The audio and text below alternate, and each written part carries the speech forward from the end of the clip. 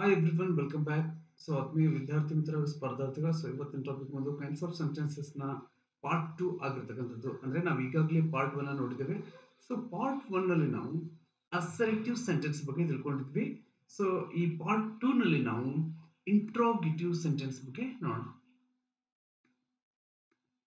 So interrogative sentence ಕೂಡ ಆ, ಸಾಕಷ್ಟು ಎಕ್ಸಾಮ್ ದೃಷ್ಟಿಯಿಂದ ಹಾಗೇನೆ ಸ್ಪೋಕನ್ ಇಂಗ್ಲಿಷ್ ಆಗಿರ್ಬೋದು, ಇನ್ನು ಈ ಒಂದು ಕಾಂಪಿಟೇಟಿವ್ ಎಕ್ಸಾಮ್ಸ್ಗಳಿಗಾಗಿರ್ಬೋದು ಅಥವಾ SLC PUC ಎಕ್ಸಾಮ್ಸ್ಗಳಿಗೂ ಸಾಕಷ್ಟು ಇಂಪಾರ್ಟೆಂಟ್ ಆಗಿರುವಂಥದ್ದು. ಸೊ ಹಾಗಾಗಿ ಈ ಒಂದು ವಿಡಿಯೋನ ಸ್ಕಿಪ್ ಮಾಡಿದ ಕೊನೆವರೆಗೂ ನೋಡೋಣ ಅಂತ ಹೇಳ್ತಾ, ಸೊ ಈಗ ನಾವು ಈ ಒಂದು ಇಂಟ್ರೋಗೇಟಿವ್ ಸೆಂಟೆನ್ಸ್ನ ನೋಡ್ತಾ ಹೋಗೋಣ. ಸೊ ನೋಡಿ, ಇಂಟ್ರೋಗೇಟಿವ್ ಸೆಂಟೆನ್ಸಸ್ ಅಂದರೆ ಪ್ರಶ್ನಾರ್ಥಕ ವಾಕ್ಯಗಳು ಅನ್ನುವಂಥವು ಕೂಡ ಪ್ರಮುಖವಾಗಿ ಎರಡು ರೀತಿಯಲ್ಲಿ ನಾವು ನೋಡ್ತೇವೆ.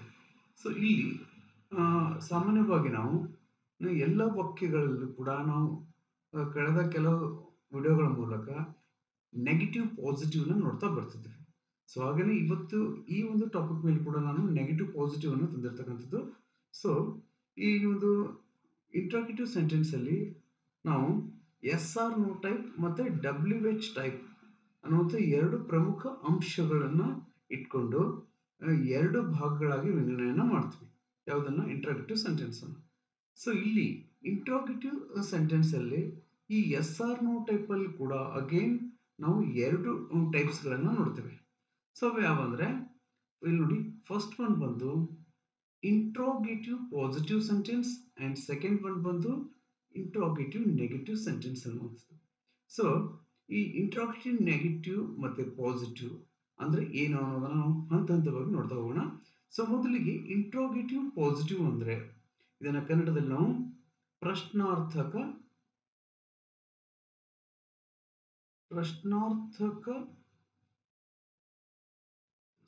ಸಕಾರಾತ್ಮಕ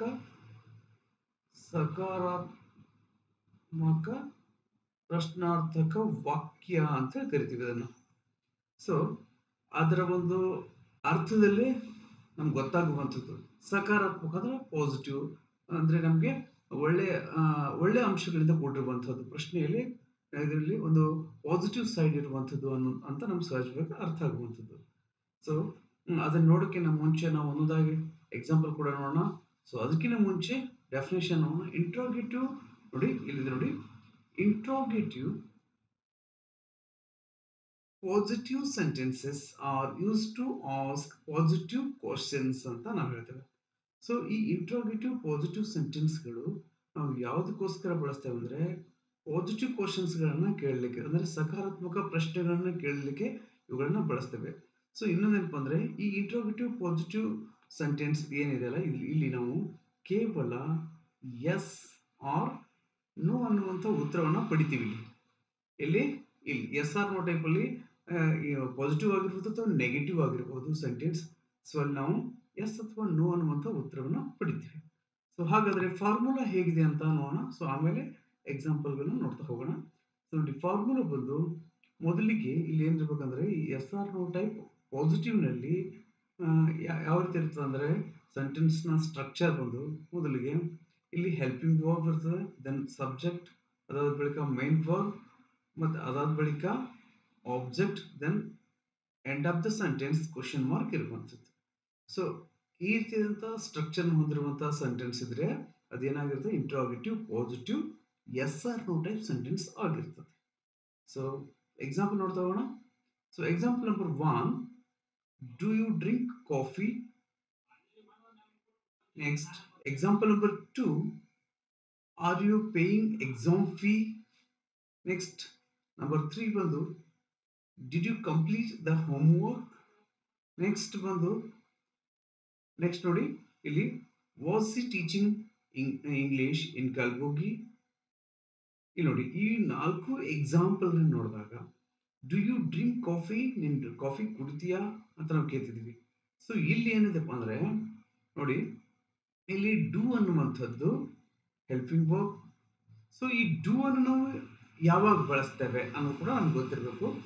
ಡೂ ಅನ್ನು ನಾವು ಸಿಂಪಲ್ ಪ್ರೆಸೆಂಟ್ ಟೆನ್ಸ್ ಅಲ್ಲಿ ಮಾತ್ರ ಬಳಸ್ತೇವೆ. ಸೊ ಒಂದ್ ವೇಳೆ ಇಲ್ಲಿ ಈ ಒಂದು singular third person singular third person ಬಿಟ್ಟು ಇನ್ನು ಮಿಕ್ಕಿದ ಎಲ್ಲ ಸಂದರ್ಭಗಳಲ್ಲಿ ನಾವು ಡೂನ ಯೂಸ್ ಮಾಡ್ತೇವೆ. ಅಲ್ಲಿ ಆ ಒಂದು ಸೆಂಟೆನ್ಸಲ್ಲಿ ಹೆಲ್ಪಿಂಗ್ ವರ್ಬ್ ಇಲ್ಲ ಅಂದರೆ ಹೆಲ್ಪಿಂಗ್ ವರ್ಬ್ ಅವಶ್ಯಕತೆ ಇದ್ದಲ್ಲಿ. ಸೊ ಈ ಸಿಂಗ್ಯುಲರ್ ಥರ್ಡ್ ಪರ್ಸನ್ ಇದ್ರೆ ನಾವು ಡಸ್ ಅನ್ನ ಬಳಸ್ತೀವಿ. ಸೊ ಇದಿಷ್ಟು. ಹಾಗೇನೆ ಇನ್ ಕೇಸ್ ಪಾಸ್ಟ್ ಟೆನ್ಸ್ ಇದ್ರೆ ನಾವು ಅಲ್ಲಿ ಡಿಡ್ ಅನ್ನು ಬಳಸ್ತೀವಿ.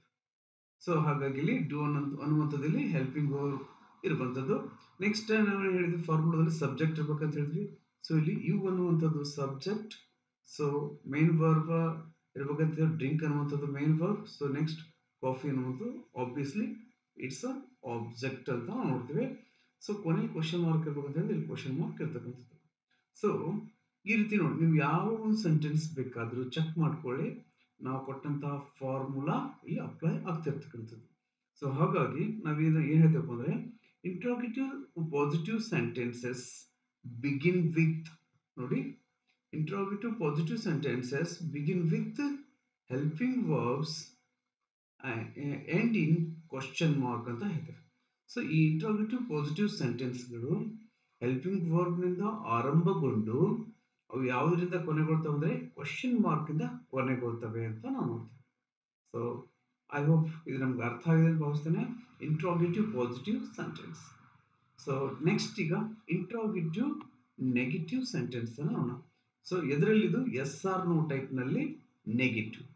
ಸೊ ನೋಡಿ ಇಲ್ಲಿ ಮೊದಲಿಗೆ ಮೇಲೆ ನೋಡಿ, ಇಲ್ಲಿ ಇಂಟ್ರೋಗೇಟಿವ್ ನೆಗೆಟಿವ್ ಸೆಂಟೆನ್ಸ್ ಅಲ್ಲಿ interrogative negative sentences are used to ask, ಇದನ್ನ ಯಾವುದಕ್ಕೋಸ್ಕರ ಬಳಸ್ತೇವೆ ಅಂದ್ರೆ use to ask negative questions. So ಋಣಾತ್ಮಕ ಪ್ರಶ್ನೆಗಳನ್ನ ಕೇಳಲಿಕ್ಕೆ ಇದನ್ನ ಬಳಸ್ತೇವೆ ಅಂತ. ಸೊ ಇಂಟ್ರೋಗೇಟಿವ್ ನೆಗೆಟಿವ್ ಅಂದ್ರೆ ಋಣಾತ್ಮಕ ಪ್ರಶ್ನಾರ್ಥಕ ವಾಕ್ಯಗಳು ಅಂತ ನಾವು ಕರಿತೇವೆ. ಸೊ ಇಲ್ಲಿ ಕೂಡ ಒಂದು ಫಾರ್ಮುಲಾ ಇದೆ. ಸೊ ಫಾರ್ಮುಲಾ ನೋಡೋಣ. ಸೊ ಫಾರ್ಮುಲಾದಲ್ಲಿ ಏನಿದೆ ನೋಡಿ, ಮೊದಲಿಗೆ helping verb, next subject, next not, next main verb, next object, then question mark. So ಇಲ್ಲಿ ಆಸ್ ಯೂಶುವಲ್ ಇದೆ, ಆದರೆ ಸಬ್ಜೆಕ್ಟ್ ಮತ್ತೆ ಮೇನ್ ವರ್ಬ್ ಮಧ್ಯದಲ್ಲಿ ನಾಟ್ ಅನ್ನುವಂಥ ನೆಗೆಟಿವ್ ವರ್ಡ್ ಬಂದಲ್ಲಿ ಆಡ್ ಆನ್ ಆಗ್ತಾ ಇದೆ. So this is the major difference between interrogative positive and negative ಅಂತ ನಾವು ನೋಡ್ತೇವೆ. ಸೊ ಈ ಫಾರ್ಮುಲಾ ಅನುಸಾರ ಇಲ್ಲಿ ವಾಕ್ಯಗಳು ರಚನೆಗೊಂಡಿವೆ ಇಲ್ಲ ಅನ್ನುವಂಥದ್ದನ್ನು ಕನ್ಫರ್ಮ್ ಮಾಡ್ತಾ ಹೋಗೋಣ. ಸೊ ಮೊದಲಿಗೆ ನೋಡಿ, ಫಸ್ಟ್ ಎಕ್ಸಾಂಪಲ್ ಒಂದು, do you not go to the office, ಇನ್ನು ಆಫೀಸ್ ಹೋಗೋದಿಲ್ಲವೇ ಅಂತ ಕೇಳ್ತಿದ್ದೀವಿ.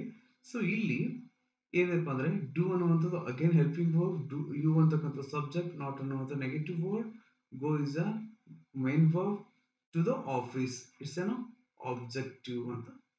ಸೊ ಇಟ್ಸ್ ಅ ಆಬ್ಜೆಕ್ಟ್ ಅಂತ ನಾವು ನೋಡ್ತೀವಿ. ಸೊ ನೆಕ್ಸ್ಟ್ ಸೆಕೆಂಡ್ ಎಕ್ಸಾಂಪಲ್ ನೋಡಿ, did you not do the homework. So ಇಲ್ಲಿ ಕೂಡ did helping verb, you subject, not negative word, do ಅನ್ನೋದು ಇಲ್ಲಿ main verb. So next the homework ಅನ್ನುವಂಥದ್ದು ಏನಾಗ್ತದೆ, ಆಬ್ಜೆಕ್ಟ್ ಆಗ್ತದೆ. ಸೊ ನೆಕ್ಸ್ಟ್ ಎಕ್ಸಾಂಪಲ್ ನಂಬರ್ 3,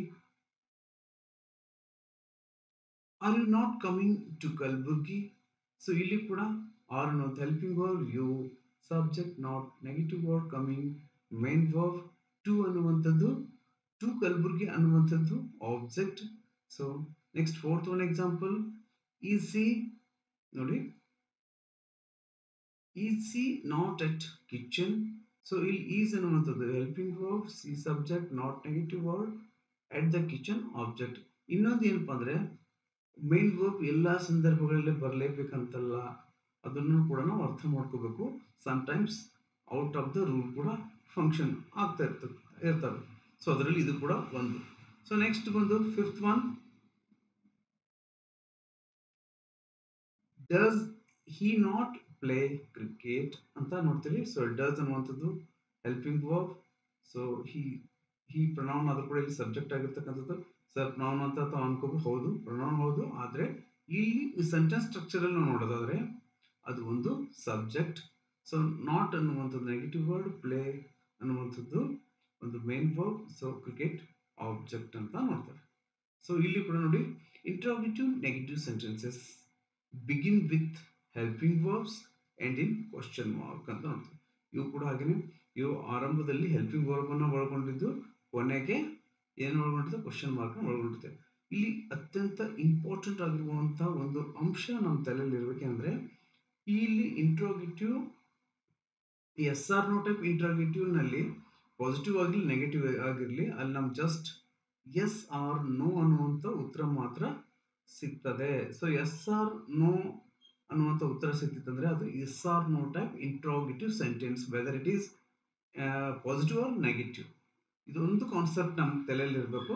ಜೊತೆಗೆ ನಾವು ಕೊಟ್ಟಂಥ ಫಾರ್ಮುಲಾಗಳು ಕೂಡ ತಲೆ ಇಟ್ಕೊಂಡ್ರೆ ಒಳ್ಳೆಯದು. ಸೊ ನೆಕ್ಸ್ಟ್ ಬಂದು ಈಗ ಸೆಕೆಂಡ್ ಒನ್ ಯಾವುದಪ್ಪ ಅಂದರೆ WH ಕ್ವಶನ್ಸ್ ಅಂತ ನಾವು ನೋಡ್ತೀವಿ.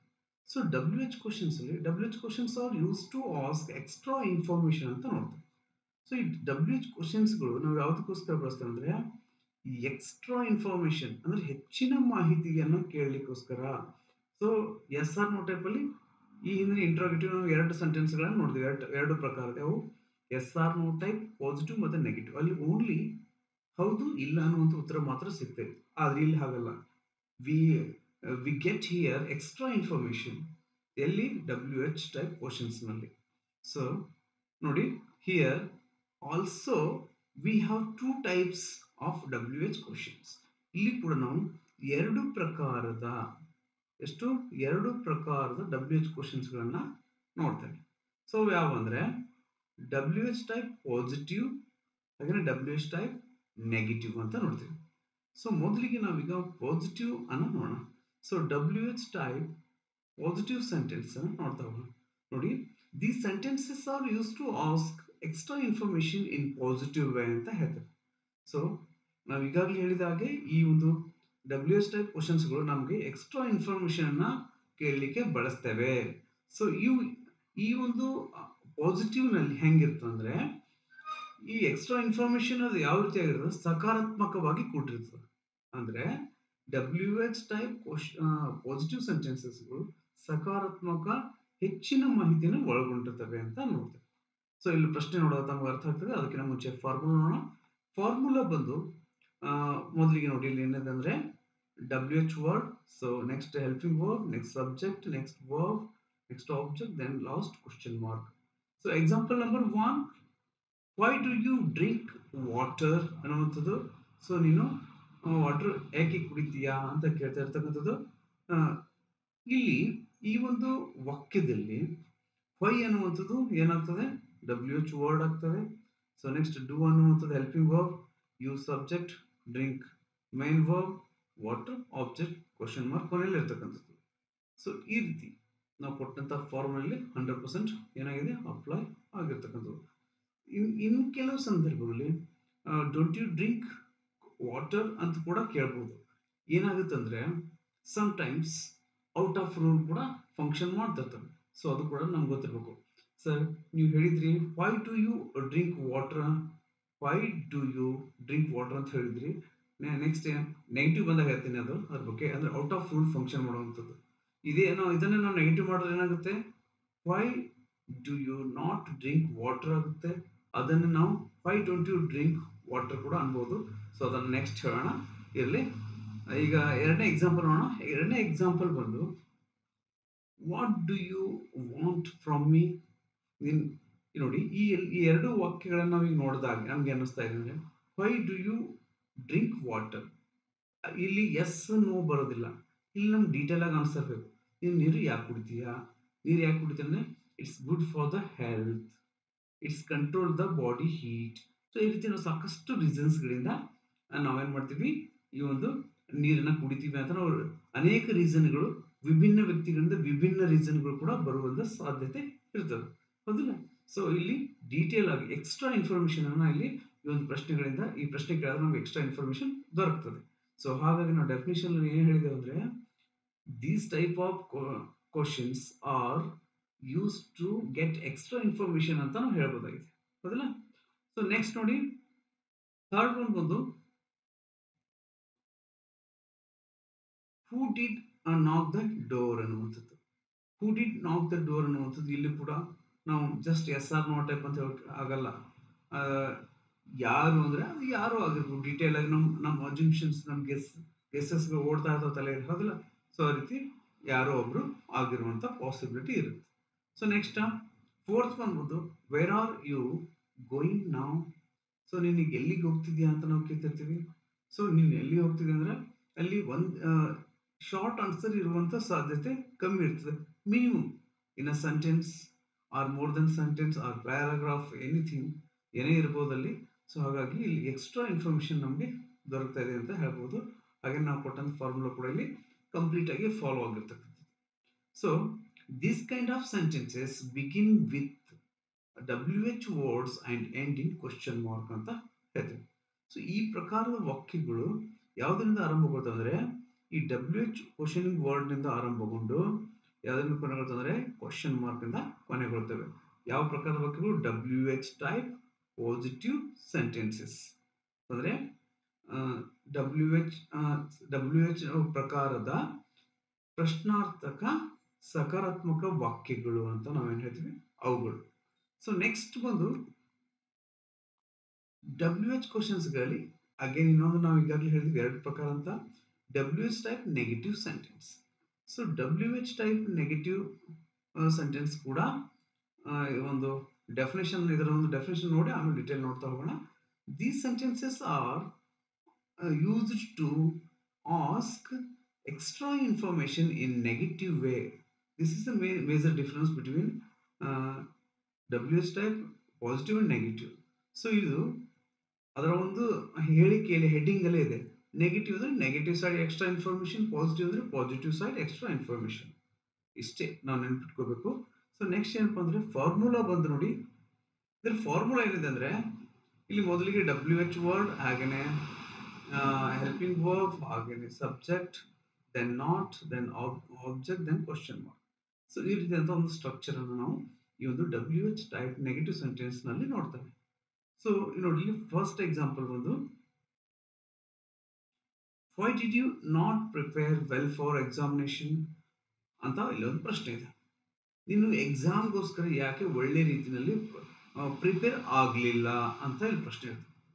ಇದನ್ನೇ ನಾವು why did you not prepare well for examination ಅನ್ನುವಂಥ ಸೆಂಟೆನ್ಸ್ ಅನ್ನು why didn't you prepare well for examination ಅಂತ ಈ ರೀತಿ ಕೂಡ ನಾವು ಕ್ವಶನ್ ಈ ಒಂದು ಸೆಂಟೆನ್ಸ್ ನ ಫ್ರೇಮ್ ಮಾಡಬಹುದು. ಅದು ಕೂಡ ತಪ್ಪಲ್ಲ, ಅದಕ್ಕೆ ಹೇಳೋದು ಇಂಗ್ಲಿಷ್ ಈ ರೀತಿಯಾಗಿರ್ತಕ್ಕಂಥದ್ದು. ಸೊ ನೆಕ್ಸ್ಟ್ ಬಂದು ಸೆಕೆಂಡ್ ಒನ್,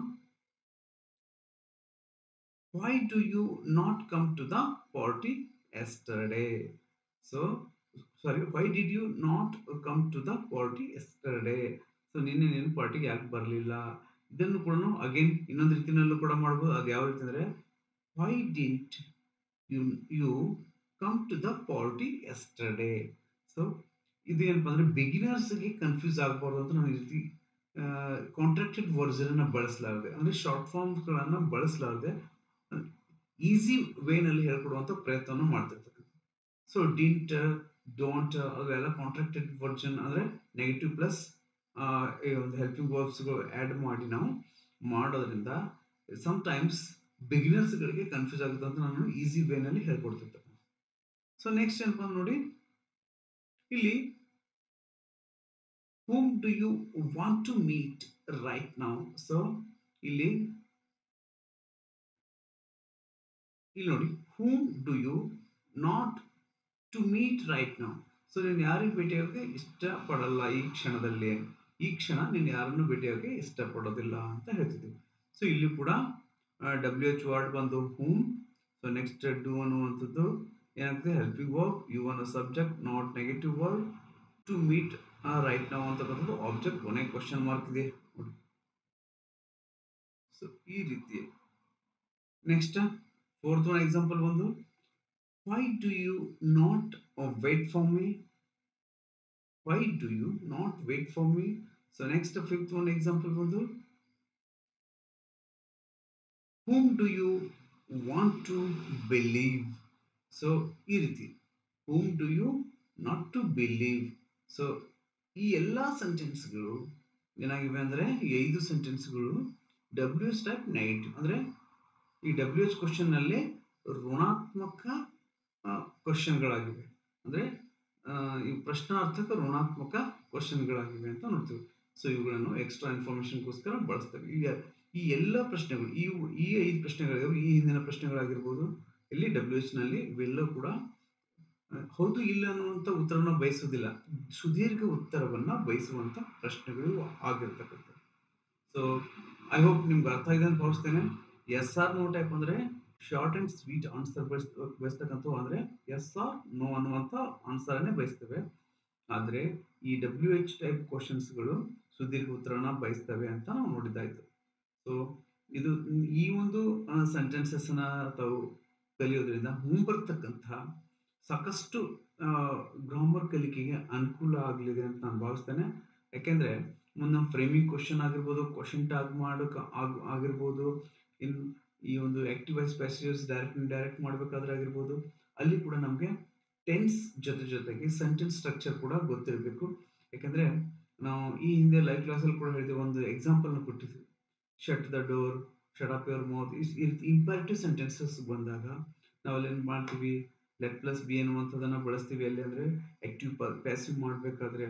ಸೊ ಅವಾಗ ನಾವು ಲೆಟ್ ಪ್ಲಸ್ ಬಿ ಅನ್ನ ಬಳಸಬೇಕಾದ್ರೆ ನಮ್ಗೆ ಏನ್ ಗೊತ್ತಿರ್ಬೇಕಲ್ಲಿ, ಅದು ಯಾವ ಪ್ರಕಾರದ ವಾಕ್ಯ ಇದೆ, ಇಸ್ ಇಟ್ ಇಂಪ್ಯಾರೇಟಿವ್ ಸೆಂಟೆನ್ಸ್ ಅನ್ನೋದು ನಮ್ಗೆ ಕನ್ಫರ್ಮ್ ಆದ್ರೆ ತಾನೇ ನಾವು ಲೆಟ್ ಪ್ಲಸ್ ಬಿ ಅನ್ನು ಬಳಸಲಿಕ್ಕೆ ಸಾಧ್ಯ, ಹೌದಿಲ್ಲ? ಸೊ ಹಾಗಾಗಿ ಸೆಂಟೆನ್ಸಸ್ ಕೂಡ ಆಕ್ಟಿವ್ ಪ್ಯಾಸಿವ್ ಆಗಿರ್ಬೋದು, ಡೈರೆಕ್ಟ್ ಇಂಡೈರೆಕ್ಟ್ ಆಗಿರ್ಬೋದು, ಸಾಕಷ್ಟು ಸಂದರ್ಭಗಳಲ್ಲಿ ಯೂಸ್ ಆಗುವಂಥದ್ದು. ಸೊ ಹಾಗಾಗಿ ವಿಡಿಯೋನ ರಿಪೀಟ್ ನೋಡಿ, ಹಾಗೇನೆ ನಿಮ್ಮ ಫ್ರೆಂಡ್ಸ್ಗಳಿಗೂ ಶೇರ್ ಮಾಡ್ತಾ ಹೋಗಿ. ಸೊ ಈ ವಾಕ್ಯ ಕೂಡ ಎದರಿಂದ ಅಂದ್ರೆ WH ನಿಂದ ಆರಂಭಗೊಂಡು ಕೊನೆ ಕ್ವಶನ್ ಮಾರ್ಕ್ನಿಂದ ಕೊನೆಗೊಳ್ತಾ ಅಂತ ನಾವು ನೋಡ್ತೇವೆ. ಸೊ ಇಲ್ಲಿ ಇನ್ನೊಂದು ಎಕ್ಸ್ಟ್ರಾ ಇನ್ಫಾರ್ಮೇಶನ್ ಅಂತಂದಿರ್ತಕ್ಕಂಥ ಏನಂದ್ರೆ, ವಾಟ್ ಅಂದ್ರೆ ನಾವು ಯಾವ್ದಕ್ಕೋಸ್ಕರ ಬಳಸ್ತೇವೆ. WH ಕ್ವಶನ್ಸ್ಗಳೇ ಸಾಕಷ್ಟು ಜನರಿಗೆ ಗೊತ್ತಿರೋದಿಲ್ಲ ಅಂತ ನಾನು ಭಾವಿಸ್ತೀನಿ, ಸ್ಟೂಡೆಂಟ್ಸ್ಗಳಿಗೆ. ಇನ್ ಕಂಪಿಟೇಟರ್ಗಳಿಗೆ ಸಾಮಾನ್ಯವಾಗಿ ಗೊತ್ತಿರುವಂಥದ್ದು. ವಾಟ್ ಅಂದ್ರೆ ನಾವು ಎದಕ್ಕೆ ಬಳಸಬೇಕು, ಇನ್ಫಾರ್ಮೇಶನ್ ಮಾಹಿತಿಯನ್ನ ಪಡಲಿಕ್ಕೆ. ವೇರ್ ಅಂದ್ರೆ ಪ್ಲೇಸ್, ಸ್ಥಳಗಳ ಬಗ್ಗೆ ಮಾತಾಡಬೇಕಾದ್ರೆ, ಸ್ಥಳಗಳ ಬಗ್ಗೆ ಪ್ರಶ್ನೆ ಕೇಳಬೇಕಾದ್ರೆ. ವೆನ್ ಅಂದ್ರೆ ಟೈಮ್ ಬಗ್ಗೆ ಕೇಳಬೇಕಾದ್ರೆ. ವಿಚ್ ಅನ್ನ ಸೆಲೆಕ್ಟ್ ಅಂದ್ರೆ ಸಾಕಷ್ಟು ವಸ್ತು ಆಗಿರ್ಬೋದು, ವ್ಯಕ್ತಿಗಳಾಗಿರ್ಬೋದು, ನಾವು ಸೆಲೆಕ್ಟೆಡ್ ಅನ್ನ ಆಯ್ಕೆ ಮಾಡ್ಕೋಬೇಕು. ಅಂದ್ರೆ ಸೆಲೆಕ್ಟೆಡ್ ಇರೋದ್ರ ಬಗ್ಗೆ ಮಾತಾಡ್ಬೇಕಾದ್ರೆ ನಾವು ಏನ್ ಮಾಡ್ತೀವಿ, ವಿಚ್ ಅನ್ನ ಬಳಸ್ತೇವೆ. ಹಾಗೆ ನಾವು ಹೂ ಅನ್ನ ಪರ್ಸನ್ ಗಳಿಗೋಸ್ಕರ, ಹೂಮ್ ಅನ್ನು ಕೂಡ ಪರ್ಸನ್ ಗಳಿಗೋಸ್ಕರ ಬಳಸ್ತೇವೆ.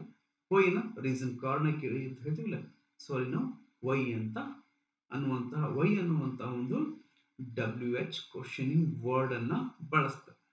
So I hope this video also helpful for you ಅಂತ ಹೇಳ್ತಾ, if you like, you can share the video and subscribe the channel with your and inform to your friends. So every day 8 p.m. we are coming live in the YouTube. So ಇನ್ನೊಂದೇನಪ್ಪ ಅಂದರೆ, ನಿಮಗೆ ನಾವು ಪ್ರತಿದಿನ ರಾತ್ರಿ 8 ಗಂಟೆಗೆ ಲೈವಲ್ಲಿ ಬರುವಂತಹ ಈ ಒಂದು ಲೈವ್ ಕ್ಲಾಸ್ನ ಲಿಂಕನ್ನು ನಾವು ನಮ್ಮ ಸ್ಪರ್ಧಾ ಪುಟ ಅಕಾಡೆಮಿ ಅಂತ ವಾಟ್ಸಪ್ ಚಾನಲ್ ಹಾಗೆಯೇ ಟೆಲಿಗ್ರಾಮ್ ಚಾನಲ್ ಲಿಂಕನ್ನು ಶೇರ್ ಮಾಡ್ತಿರ್ತೀವಿ. ಸೊ ಅಲ್ಲಿಂದ ತಾವು ಜಾಯಿನ್ ಆಗ್ಬೋದು. ಸೊ ಇನ್ನೊಂದೇನಪ್ಪ ಅಂದರೆ, ನಿಮಗೆ ಈ ಒಂದು ಗ್ರಾಮರ್ ಸಂಬಂಧಪಟ್ಟಂಥ ಈ ಟೆನ್ಸಸ್ ಆಗಿರ್ಬೋದು, ಅಥವಾ ಪಾರ್ಟ್ಸ್ ಆಫ್ ಸ್ಪೀಚ್ ಆಗಿರ್ಬೋದು, ಆರ್ಟಿಕಲ್ಸ್ ಆಗಿರ್ಬೋದು, ಆಮೇಲೆ ಕ್ವಶನ್ ಟ್ಯಾಗ್ ಆಗಿರ್ಬೋದು. ಸೊ ಇಷ್ಟು ವಿಡಿಯೋಗಳು ಈಗಾಗಲೇ ಸುಮಾರು 200ಕ್ಕೂ ಹೆಚ್ಚು ವಿಡಿಯೋಗಳು ನಮ್ಮ ಚಾನಲಲ್ಲಿವೆ. ಸೊ ಅವೆಲ್ಲವುಗಳನ್ನು ನಾವು ಪ್ಲೇಲಿಸ್ಟ್ ಮಾಡಿಟ್ಟಿದ್ವಿ. ಸೊ ಪ್ಲೇಲಿಸ್ಟ್ ಮೂಲಕ ತಾವು ನೋಡ್ಬೋದು. ಅಂದರೆ ಸೀರಿಯಲ್ ಆಗಿ ನೋಡ್ಬೇಕಂತ ತಮ್ಗೆ ಅನಿಸಿದ್ರೆ ಅಂತಲ್ಲ, ನೋಡಲೇಬೇಕು. ಸೀರಿಯಲ್ ಆಗಿ ನೋಡಿದ್ರೆ ಮಾತ್ರ ತಮಗೆ ಒಂದು ಮಾಹಿತಿ ಪರಿಪೂರ್ಣ ಆಗುವಂಥದ್ದು. ಸೊ ಹಾಗಾಗಿ ಸೀರಿಯಲ್ ಆಗಿ ನೋಡಲಿಕ್ಕೆ ಪ್ಲೇಲಿಸ್ಟ್ ಮೂಲಕ ತಾವು ನೋಡ್ತಾ ಬನ್ನಿ ಅಂತ ಹೇಳ್ತಾ, ಸೊ ಥ್ಯಾಂಕ್ ಯು, ಪ್ರತಿಯೊಬ್ಬರಿಗೂ ಧನ್ಯವಾದ ಅಂತ ಹೇಳ್ತಾ, ಸೊ ನೆಕ್ಸ್ಟ್ ವಿಡಿಯೋನಲ್ಲಿ ಮತ್ತೆ ಬಿಡೋಣ. ಧನ್ಯವಾದ.